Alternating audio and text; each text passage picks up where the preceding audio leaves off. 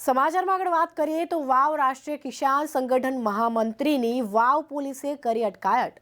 જી હા, રાષ્ટ્રીય કિસાન સંગઠન બનાસકાંઠાના હોદ્દેદારો કોઈ પણ કાર્યક્રમ કરે તેના પહેલા પોલીસ તેમના નિવાસસ્થાનથી અટકાયત કરવામાં આવી છે।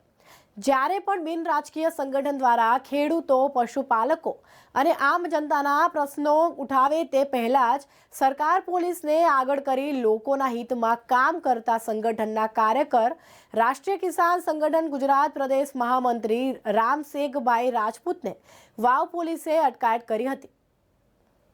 24/10/2023 અને આજે દશેરાના દિવસે રાષ્ટ્રીય કિસાન સંગઠનના ગુજરાત પ્રદેશના ઘણા બધા કાર્યકર્તાઓની અટકાયત કરવામાં આવી છે। તેમાં વાવ તાલુકાના ખીમાણા પાસેથી મારી પણ અટકાયત કરવામાં આવી છે।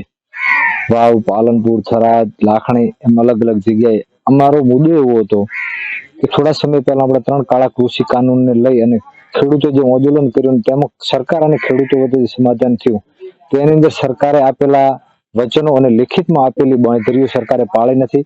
સ્વામીનાથન આયોગ લાગુ કરવો, એમએસપી, ખેડૂતો ઉપર લખીમપુર ખીરીમાં થયેલા ખોટા કેસો પાછા ખેંચવા, આવા અનેકવિધ મુદ્દાઓ ધ્યાના પણ છે।